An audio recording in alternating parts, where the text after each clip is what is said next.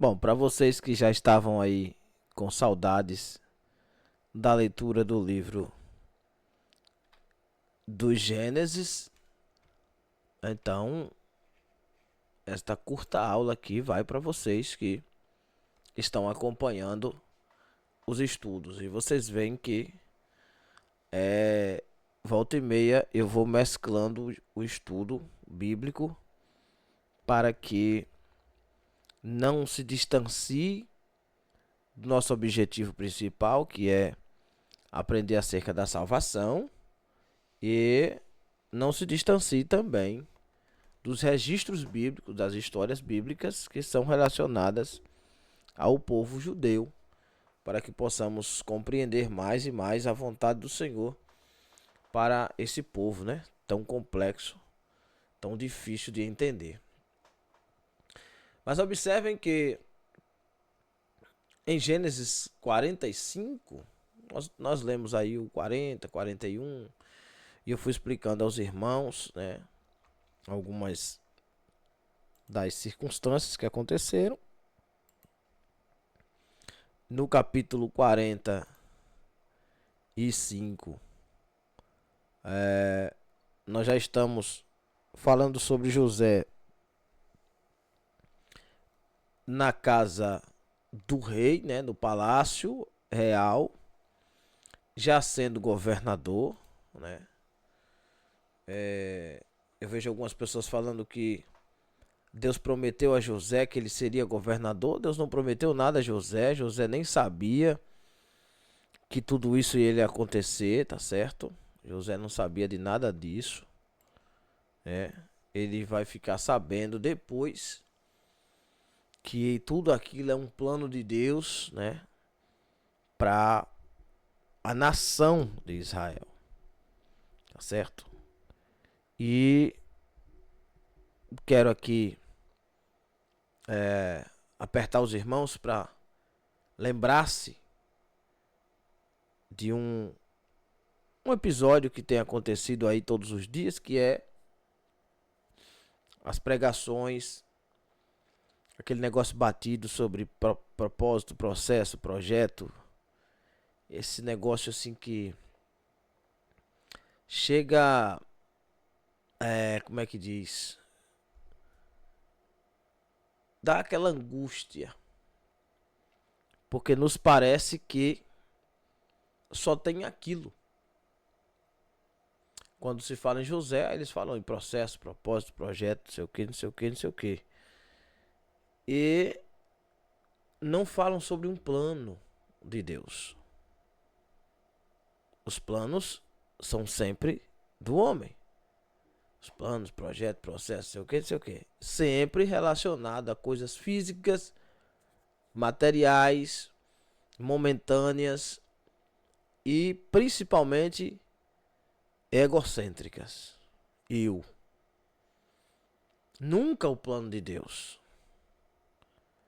E se você olhar toda a história de Israel, é sempre o plano de Deus. E por que é que Israel não aceita? Porque Israel parece querer ser consultado sobre o que Deus vai fazer. Vê que até os profetas questionam o que Deus vai fazer.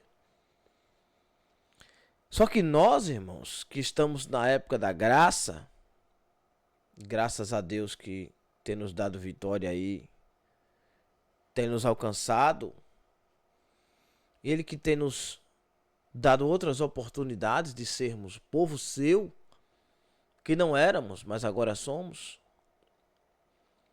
conforme lemos aí em Romanos 1 e 2,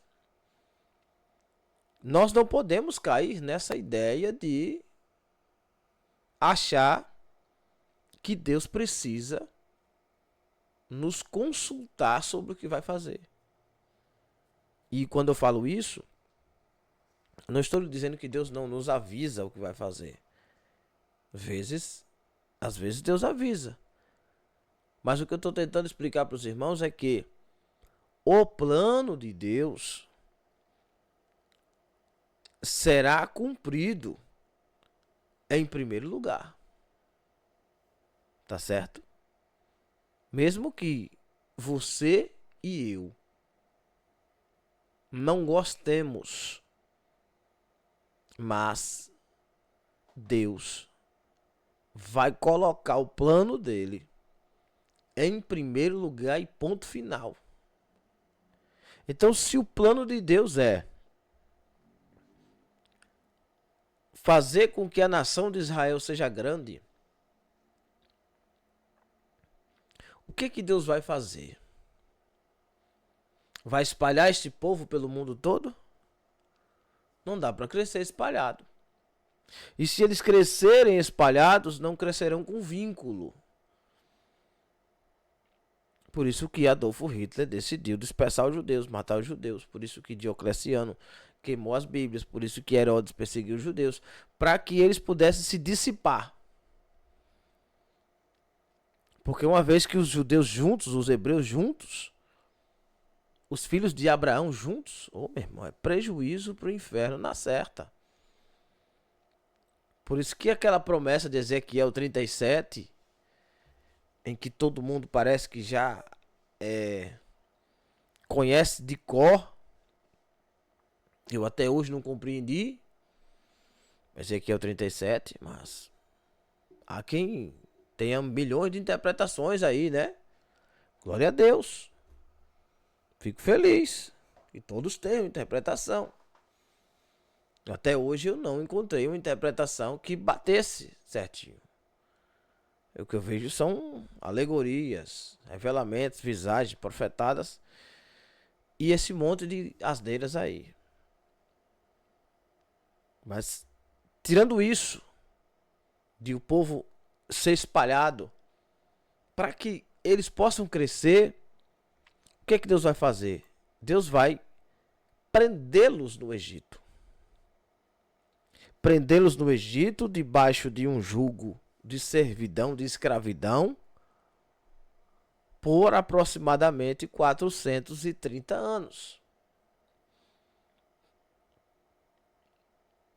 Esses 430 anos que o povo vai ficar preso no Egito, quem cresce é o povo de Deus. O povo hebreu, o povo que se chama pelo nome de Deus. Que chama pelo nome de Deus, que clama a Deus. O povo Éber, o povo da descendência de Abraão. E Deus, na sua infinita sabedoria, usa uma briga interna de uma família, já na terceira geração, depois de Abraão, Isaac e Jacó, na terceira geração, que é a geração de Jacó, num dos seus, ou do seu último filho, que seria, depois vem Benjamim, mas dos seus últimos filhos, para que, através dessa briga interna, dessa briga familiar, Deus possa criar agora o plano de salvação de todo o povo. José não sabe. Mas José faz parte de um plano muito maior. José não está ali para ser governador e pisar em ninguém. Ele não sabe. Mas Deus vai fazer de tudo, usando mecanismos humanos e espirituais. Agora preste atenção nisso. Usando as dificuldades internas e externas de um jovem. As dificuldades na família, a inveja dos irmãos, a negligência do pai e da mãe, a negociação, as falcatruas, as vendas, o comércio de escravo. Veja que tudo isso contribui Contribui para aquele que ama a Deus. Mas contribui para quê? Não é contribui para o seu bel prazer. Que contribuição há, Noel, em a pessoa passar 13 anos preso na casa de Potifar? Tu acha que José, por ele estar por cima dos bens de Potifar, a vida dele deixou de ser de escravo? Tu que se engana. Ele era escravo. Tanto era escravo que não era respeitado pela esposa de Potifar. Ele não é alguém que está acima de Potifar. Ele é um escravo que está acima de outros escravos, mas todo mundo é escravo. Ele não tem liberdade, ele não pode ir embora, ele não é livre. Lembre-se que ele foi vendido pelos próprios irmãos como escravo. Nós já estudamos isso aqui. Mas qual é o ponto que eu quero que os irmãos apreendam? Agarre isso aqui. É que nós, assim como José, fazemos parte de um plano muito maior, que é o plano da salvação da humanidade. Não meu umbigo. Quando eu recebi de Deus a chamada de ensinar, eu não recebi a chamada de ensinar para inflar o meu ego. Eu recebi essa chamada, abracei e exerço para que de alguma forma eu contribua para, seja com vocês ou seja com outra pessoa, ou seja para o mundo inteiro, ou seja para os irmãos que estão na Angola, na África, ou seja, onde for. Tá certo? Seja onde for. Nós, eu, você, fazemos parte do plano de salvação na vida de alguém, irmão. E é esse o ponto aqui. Onde você trabalha, tem sempre alguém que não serve a Deus ainda. E se esse é o nosso Deus, se Deus é aquele que sempre abre a oportunidade de o ser humano conhecê-lo, eu estando ali naquele ambiente, sendo conhecedor da palavra, aquela pessoa que não é crente tem a oportunidade de conhecer Deus através de mim. E ele não vai ficar desculpável, como estudamos em Romanos. Ele vai olhar para mim, vai ver o meu comportamento, o meu jeito, o meu trato, sabe? O meu exemplo.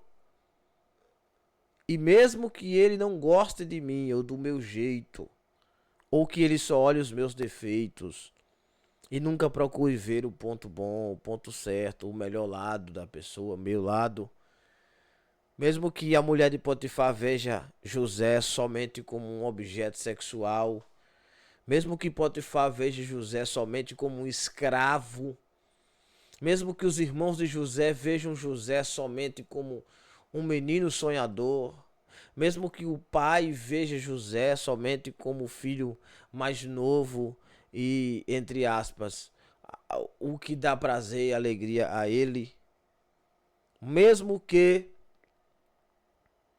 os ismaelitas vejam José somente como um objeto financeiro, oh glória. Mesmo que o Egito veja José somente como o Zafinate Paneia, o salvador do mundo. Mesmo que nenhum deles lhe dê a atenção devida para o verdadeiro objetivo dele ali. Porque o meu objetivo é trabalhar, ganhar o dinheiro e voltar para casa. Mas neste meio termo, nestes problemas de vida, nessas dificuldades financeiras, material, física, nestes ambientes impregnados de dificuldades espirituais, tudo isso será usado por Deus para que o reino dele seja propagado. Então, mesmo que as pessoas não vejam, ou que às vezes você e eu não percebamos, talvez alguém esteja percebendo isso agora. Mas nós fomos plantados ali como coluna e firmeza da verdade. Na igreja, no trabalho, na escola, onde for, onde você participar, passar tempo, você carrega nos ombros a marca da cruz de Cristo. Logo onde nós passamos, o evangelho de Deus chega. O reino de Deus chegou. Chegou um participante do reino, um cantor, um pregador, um levita, um porteiro, um obreiro, um faxineiro ou o crente de banco. Chegou o reino de Deus. Chegou o reino de Deus como, glória a Deus, o reino de Deus chegou na Babilônia quando Daniel chegou com Sadraque, Mesaque e Abednego. Chegou o reino de Deus como, segundo o livro dos Reis, capítulo 5, quando uma menina foi levada escrava para a Síria e servindo como escrava na casa do leproso Naamã, ela não se contém em ser apenas uma escrava, ou não está preocupada só no seu bel prazer, na sua melancolia de vida. Não, porque eu sou uma escrava, e eu sendo escrava eu não tenho obrigação nenhuma, porque Deus não me libertou, eu não vou falar dele não. Não. Ela olha para Naamã e disse, se tu fosse em Samaria, saberia que lá tem um profeta que pode lhe curar dessa lepra. E ele acredita nela, por quê? Porque o reino de Deus chegou até ele. A menina, ela falou de Deus, do Deus que habita em Israel. E como algumas vezes o reino do norte e o reino do sul eram unidos, tanto fazia Samaria como Israel, todos eram sede do povo de Deus, e Eliseu mora em Samaria. A menina dá um endereço para ele, ele vai lá e recebe a vitória. E ele volta para casa limpo e com um saco de areia. Presta atenção, que muita gente só prega até a lepra de Naamã. Volta para casa limpo, com um saco de areia da terra de Samaria, que ele faz um acordo com Eliseu, que a partir daquele dia ele serve a Deus de Israel. E quando ele for dobrar o joelho diante do seu Deus, o Deus pagão, a areia que ele trouxe de Israel estará debaixo dos seus pés, e Deus perdoará por aquele ato, para que ele não perca o emprego, para que ele não perca o prestígio diante do rei, para que ele não seja morto, porque era morto na certa, traiu os deuses. Então, quando ele dobrasse o joelho, Deus receberia sua adoração. Veja a atitude de uma escrava. Então, o reino de Deus chegou, irmão. O reino de Deus chegou. Veja, quando Jesus convida os seus discípulos, eles abandonam tudo e eles começam a pregar sobre o reino de Deus. E só dá prejuízos. O reino de Deus, para a carne, para o ser humano, só traz prejuízo. Tem que abandonar, tem que renunciar, tem que deixar para trás, tem que morrer, tem que nascer de novo, tem que carregar a cruz, tem que guardar os mandamentos. Tudo isso é só prejudicial à carne.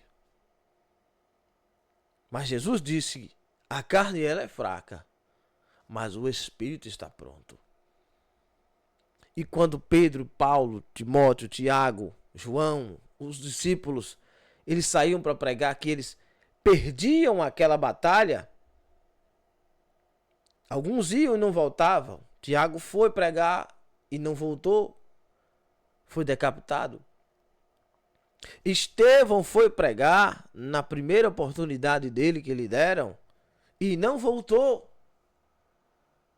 João saiu para pregar e ficou preso a vida toda. Paulo saiu nas suas primeiras viagens missionárias e ficou preso. Tanto quanto outros discípulos. Bartolomeu foi esfolado vivo em praça pública. Pedro foi morto de cabeça para baixo numa fogueira. E isso é onde? E se situa isso onde? Onde é que entra o meu plano, meu projeto aí, meu processo? Não entra em lugar nenhum, irmão. Porque esse é o plano de quem? De Deus. Porque o plano de Deus continua o mesmo.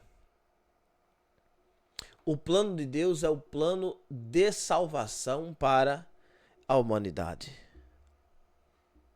O plano de Deus não é a minha vontade.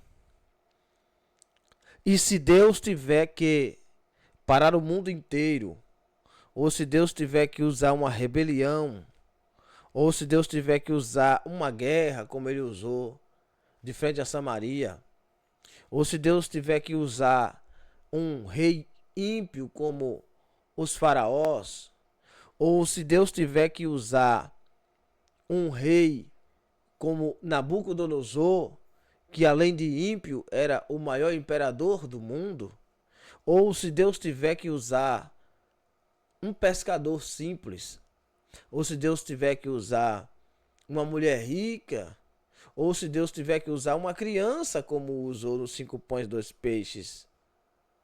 Tudo isso está acampado, englobado no plano da salvação de Deus para a humanidade.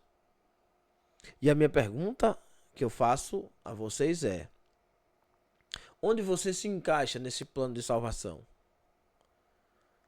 Tem feito a sua parte nesse plano? Ou ainda está pensando somente nos seus projetos? Ou você acha mesmo que fará sentido você viver uma vida toda, sua vida? Valerá a pena viver a sua vida e não a vida que Cristo sonhou para você? Jesus disse: aquele que amar a sua vida, perdê-la-á. Mas aquele que perder a sua vida, que deixar de viver a sua para viver a que eu tenho para ele, achá-la-á. Pois que adianta o homem ganhar o mundo inteiro se ele perder a sua alma? Aleluia, digo eu. E você que me escuta nesse momento, você que me assiste nesse momento, preste atenção nisto.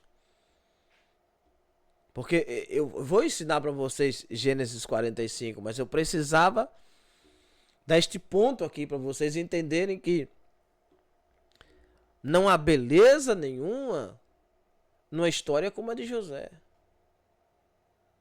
Não há aqui um roteiro hollywoodiano. Não. Nós estamos falando de uma tragédia de vida. Uma vida difícil, dolorosa. Uma vida de traições, de enganos, de vendas, de perdas, de escravidão. Uma vida de dores. Uma vida em que os irmãos de José, que pecaram contra José, passaram, até o dia que eles encontram com José, passaram a viver amargurados, com a consciência pesada por ter matado o seu irmão, vendido o seu irmão como escravo. Uma história em que o pai de José passa anos e anos da sua vida abatido de espírito, ao ponto de querer morrer também junto com seu filho. Por quê? Porque os próprios irmãos fingiram a morte de José sem pensar nas consequências que o pai sentiria. E você observa então que não tem beleza nenhuma na história dessa. A beleza, por assim dizer, entre aspas, que há é justamente aqui em Gênesis 45, quando José vai ter um reencontro com os irmãos. Mas observe que o tempo fez com que José mudasse a sua natureza. José não é mais o menino inocente que José era. José começa uma espécie de vingança. Ou nunca tinha prestado atenção nisso? Veja dos capítulos 43 para frente, que José começa a fazer barganha com os irmãos. Não se apresenta dizendo sou eu. Ele segura um, ele prende outro. Ele manda uns voltar para casa, ele devolve o dinheiro para forjar um roubo. José já não é mais o José inocente menino que foi vendido como escravo. José é alguém malicioso. Alguém que, mesmo sabendo que o pai está triste porque pensa que ele morreu ainda, ele descobre que tem um irmão ainda, que o irmão é vivo, que o irmão mais novo é vivo. E ele manda os seus irmãos trazerem aquele irmão mais novo, mesmo sabendo que uma proposta dessa poderia matar o seu pai de desgosto. Mas José, impelido por esse sentimento de amargura no coração, ele faz com que os irmãos vão até o pai e force o pai a enviar Benjamim. E o pai sofre de novo, chora de novo, se amargura de novo. E no capítulo 45 é onde José agora vai se revelar para os seus irmãos. Mas veja, onde entra então a história inteira de José? Por que Moisés decide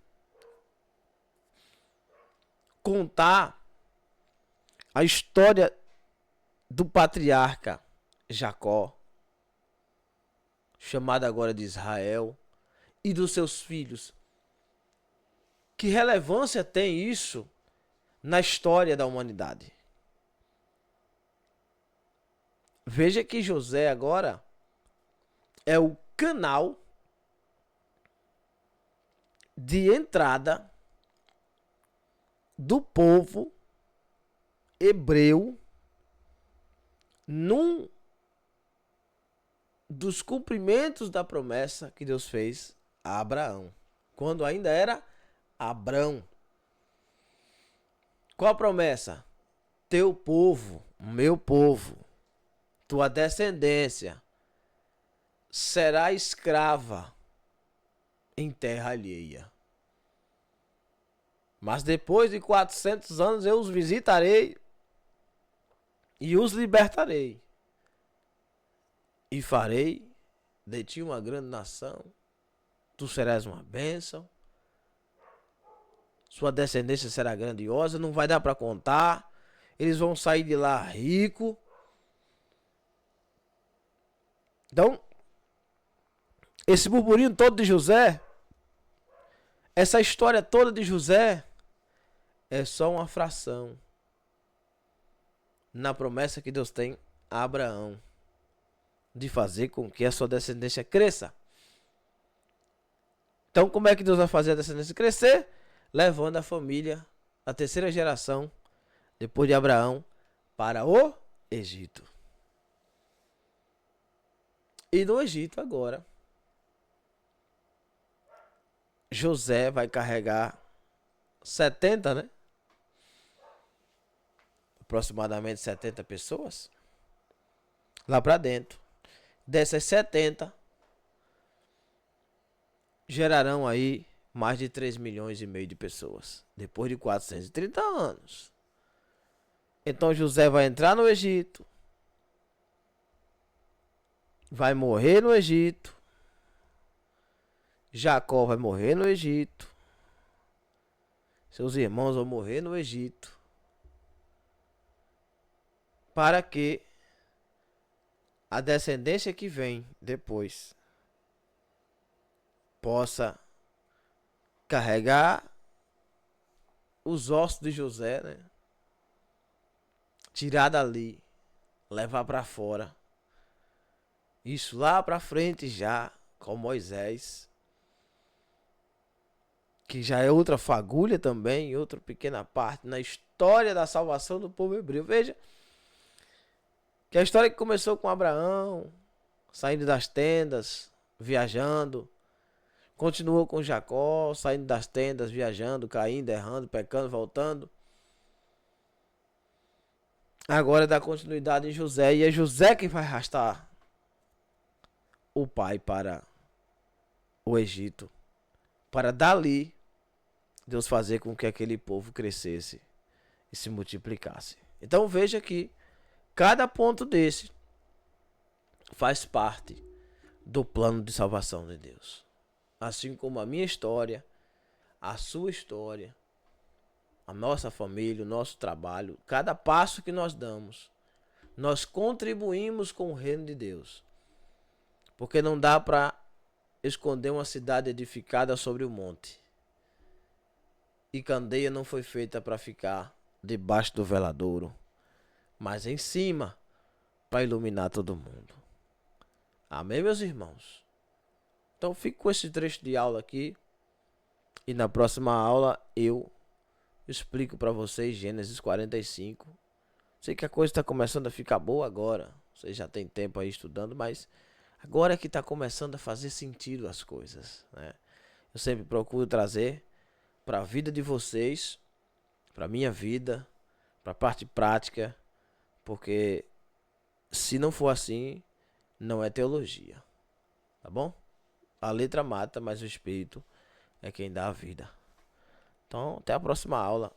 Fiz curta aí, que é para dar tempo vocês assistirem tranquilo.